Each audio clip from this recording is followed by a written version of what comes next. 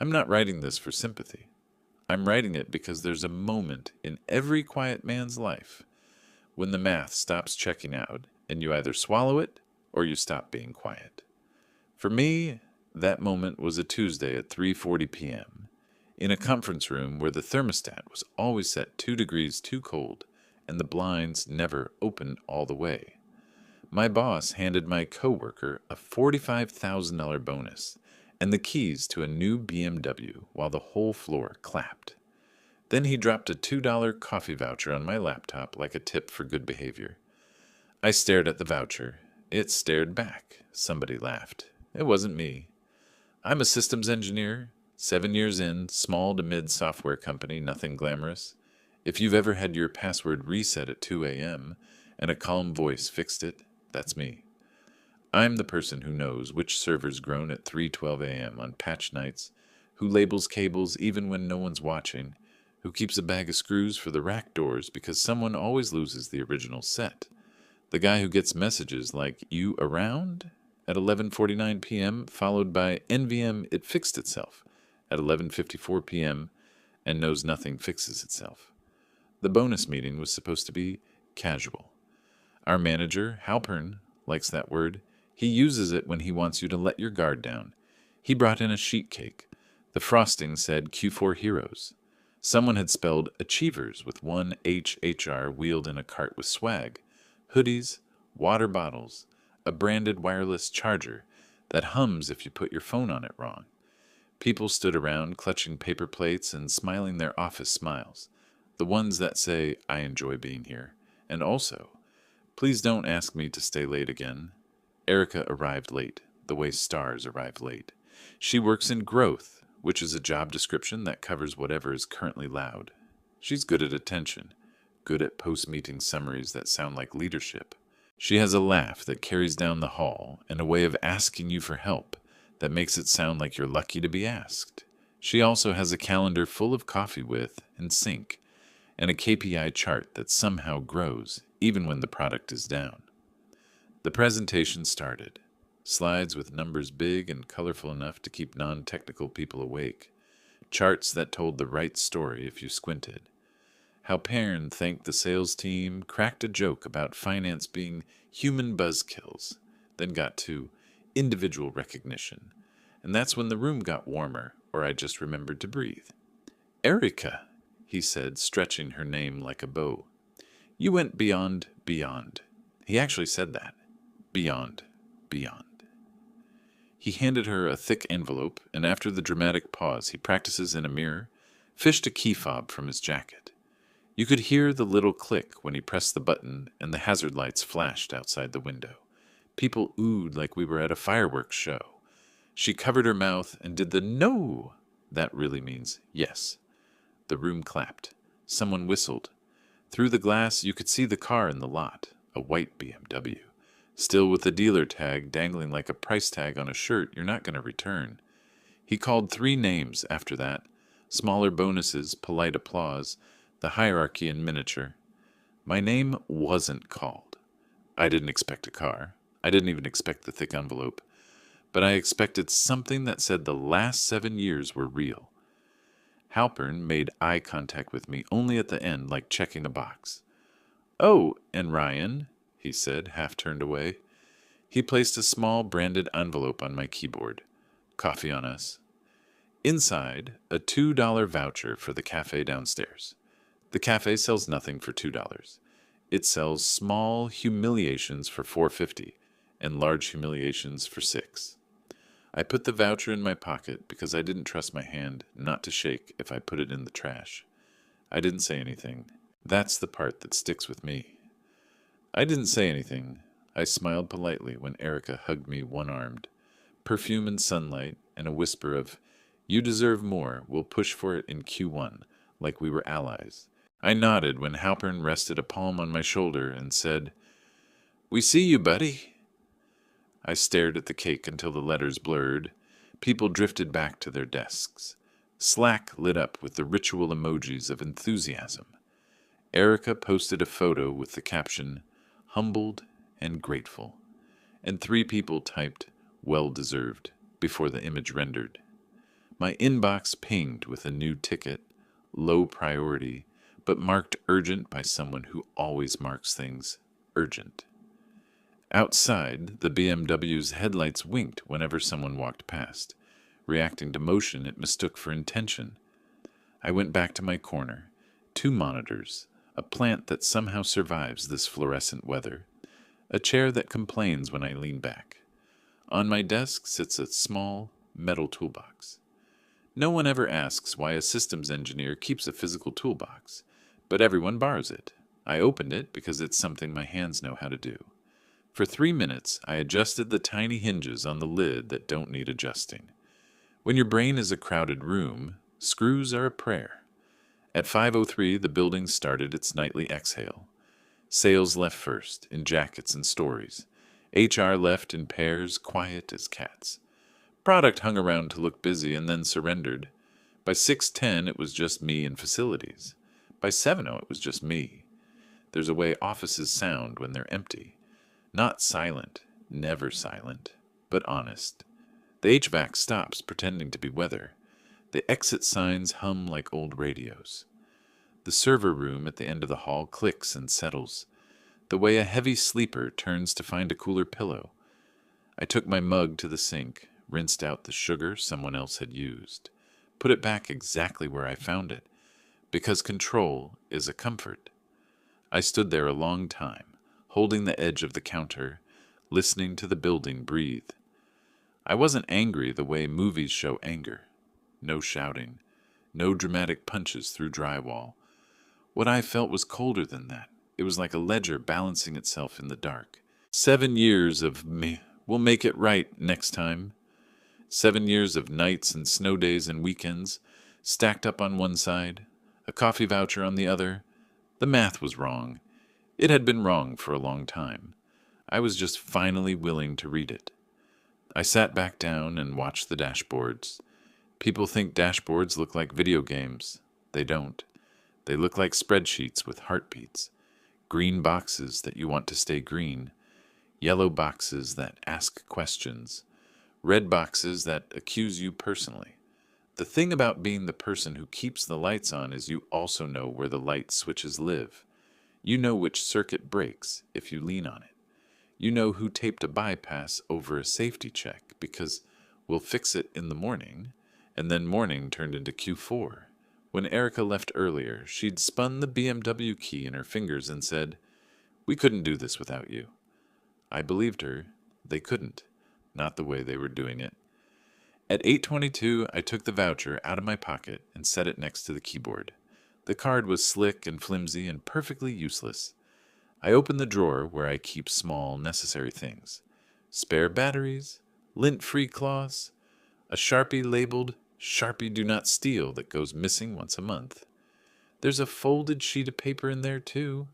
A printout I made in August during a maintenance window, annotated in pencil. Not sensitive information, not a map to anything illegal, just a list of dependencies that never made it into Confluence, because no one had time to listen to documentation that didn't sparkle. I didn't look at the paper. I didn't have to.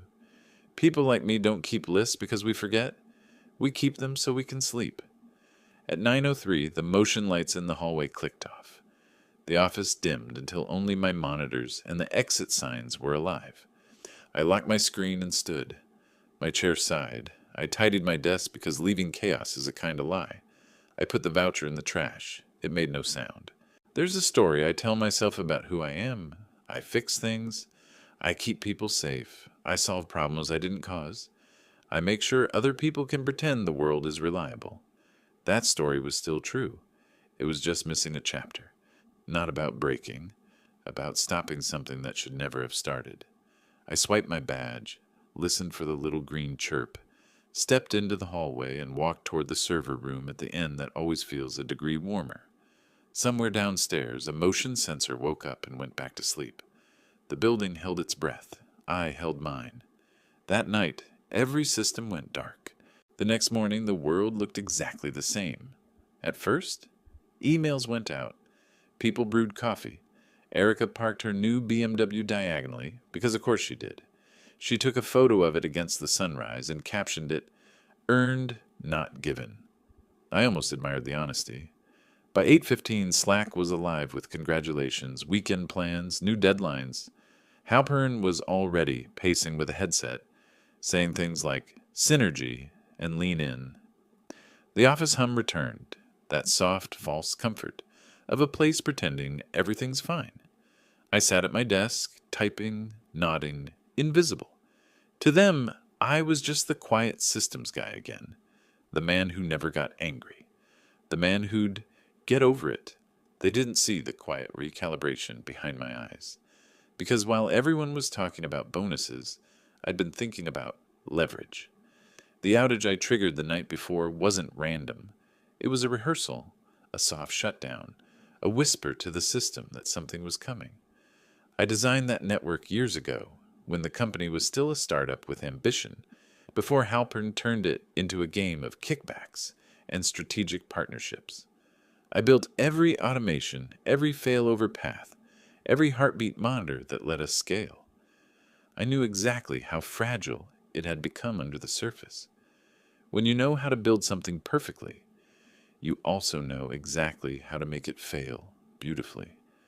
Erica stopped by my desk just before lunch, leaning against the divider like she owned the air. "Hey, hero," she said, tilting her sunglasses onto her head.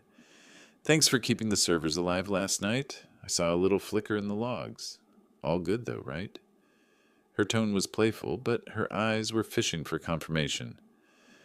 "Just routine updates," I said. She smiled, the kind of smile that needs witnesses. "Good. I told Halpern we're lucky to have you. I mean, imagine if something actually broke." Imagine. She tapped my monitor lightly before walking off, the scent of her perfume fading like the last note of a song you don't like but can't forget.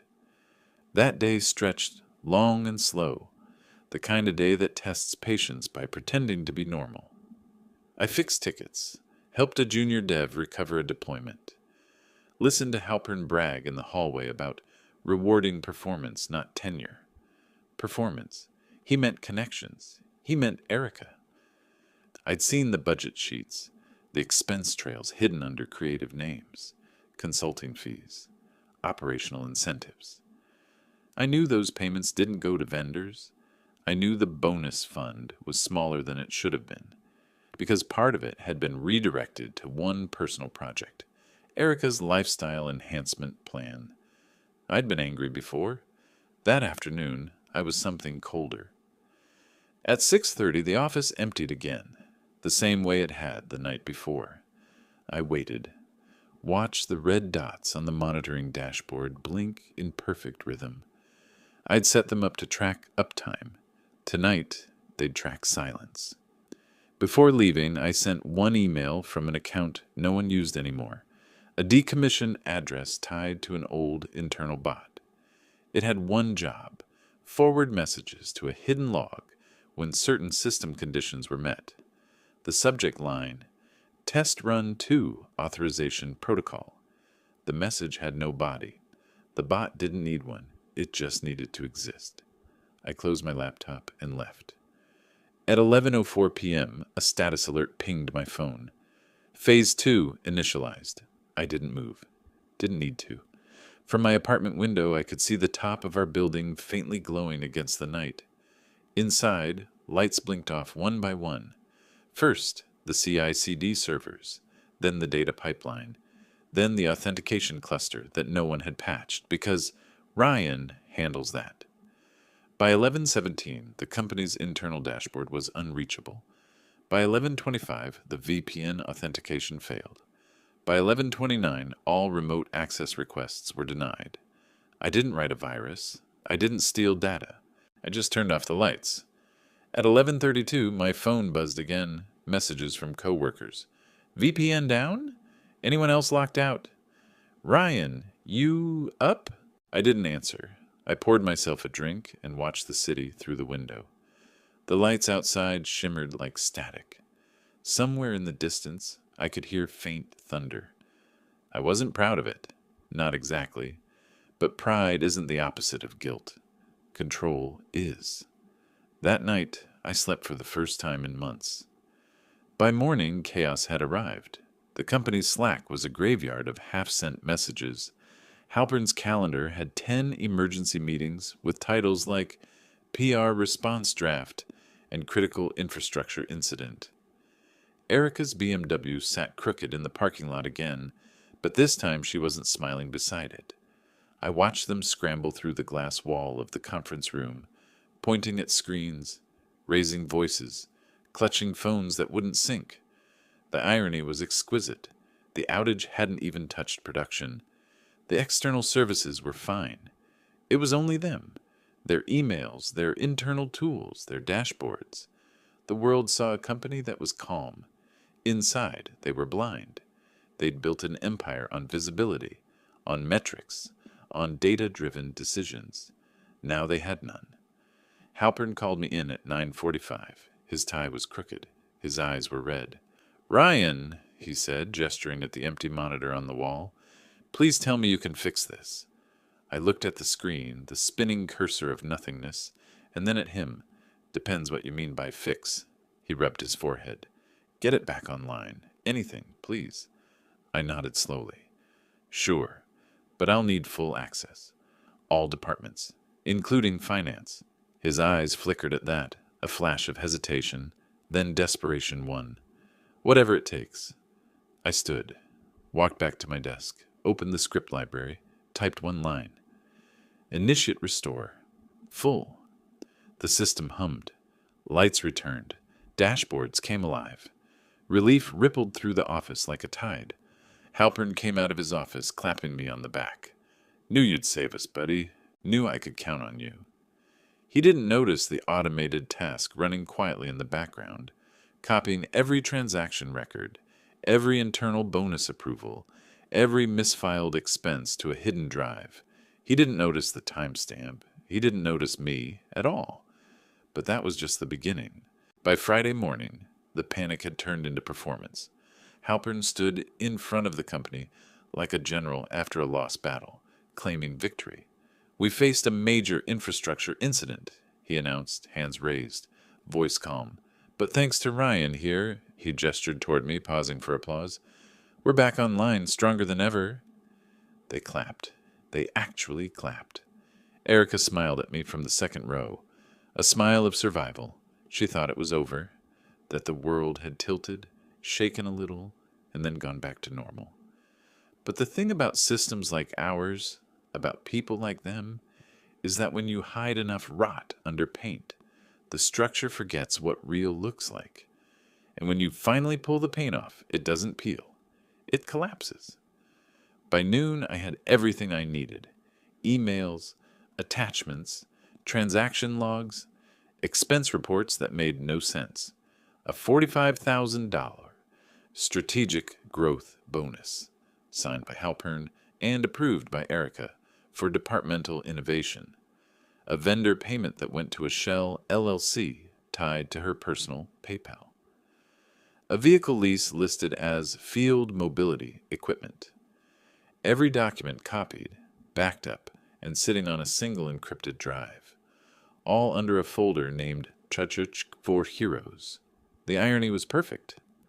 But at 3:47 p.m., Halpern called another alignment meeting. He wanted a post-mortem. He wanted words like root cause, preventative measures, and future readiness. He wanted to talk about how Ryan's quick thinking prevented a total disaster. I sat across from him while he lied to the entire staff. Erica nodded beside him, pretending concern, pretending professionalism. Every word that left her mouth tasted like stainless steel and sugar. She finished with a line that almost made me laugh. "This is why teamwork matters. We win together." I looked at her and thought, you never realized who's really on your team. That evening, after everyone left again, I stayed. This time, not as the janitor of broken systems, but as their undertaker. I opened the logs, executed a single command to start an archive compression across the finance drive. Then I walked to the window. Below, Erica's BMW gleamed under the streetlight, a white shark in a sea of gray sedans. Her reflection smiled back at me from the glass, as if daring me to flinch. I didn't. At 11:10 p.m., The building went quiet again.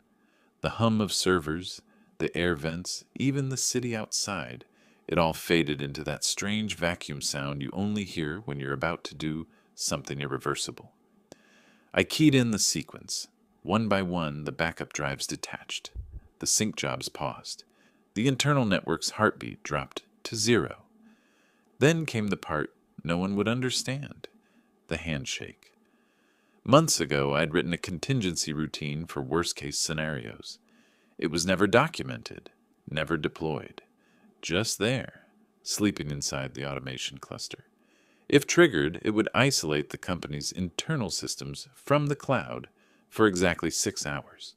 Enough time to test true independence or expose dependency.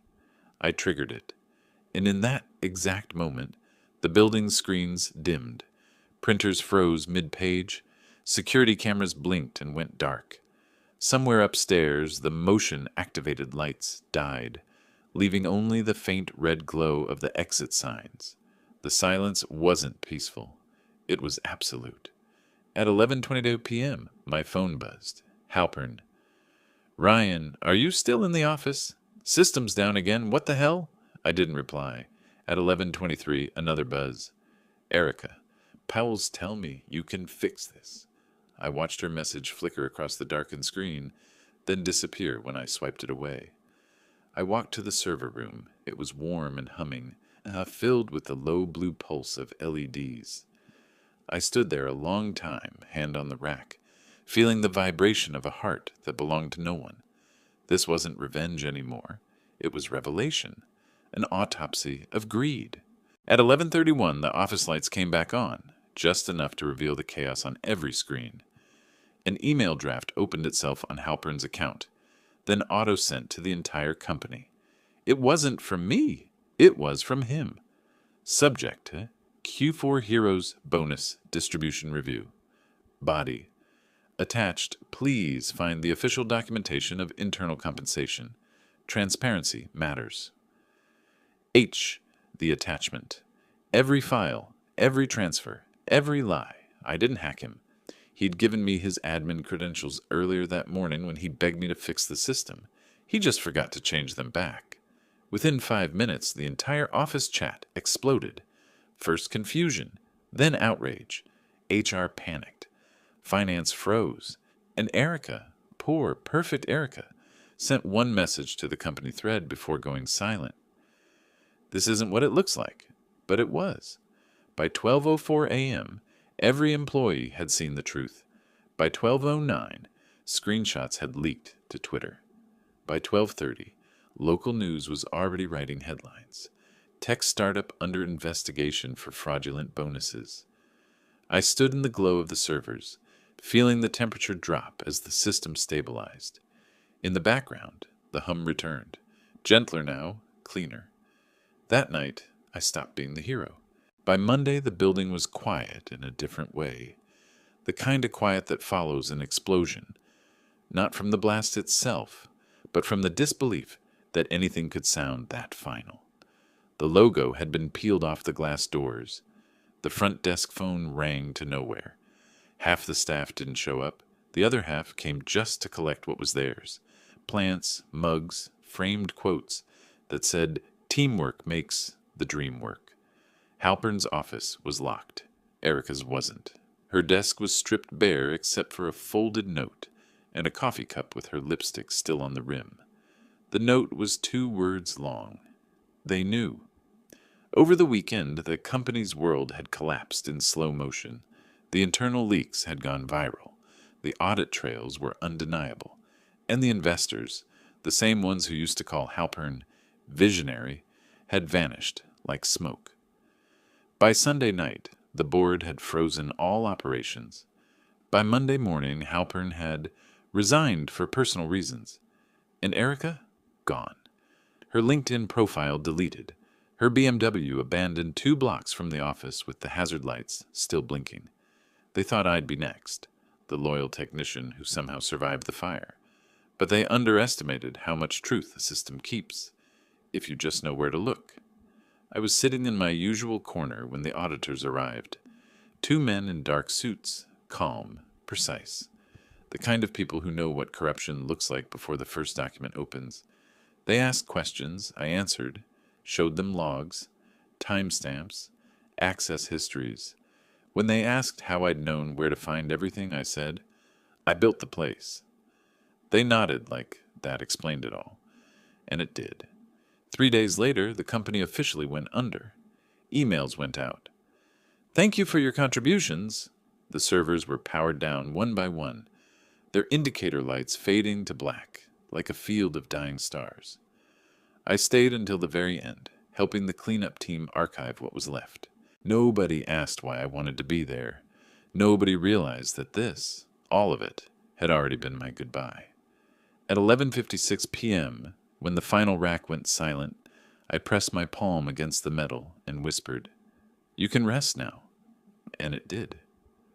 Weeks passed. The world moved on. But truth travels fast in the right circles. An investor, one of the old silent partners, found me through a back channel. He'd seen the logs, the automation, the precision. He said, You built something honest in a dishonest place. We could use that. I didn't say yes. I didn't say no. I just listened. Because sometimes silence isn't absence. It's power, waiting for permission. That night, I walked home through the city. The air was colder than usual, and the streets glowed the way they do after rain. Reflections everywhere, like light trying to remember where it came from. I passed a cafe window, the same cafe from that day, the one where $2 couldn't buy anything. Inside, a barista cleaned the counter, the espresso machine hissing like static. I reached into my wallet. The voucher was still there, crumpled, creased, but unspent. I slid it under a napkin holder and left it behind. People like Halpern and Erica never understood the simplest law of systems. Every input has an output. Every action finds its echo. They built a network of greed. I just gave it perfect feedback. Now, when I think back to that conference room, the applause, the BMW, the humiliation, it doesn't sting anymore. It feels balanced. Because in the end, I didn't destroy anything. I just turned the lights back on. They thought I was gone. I wasn't.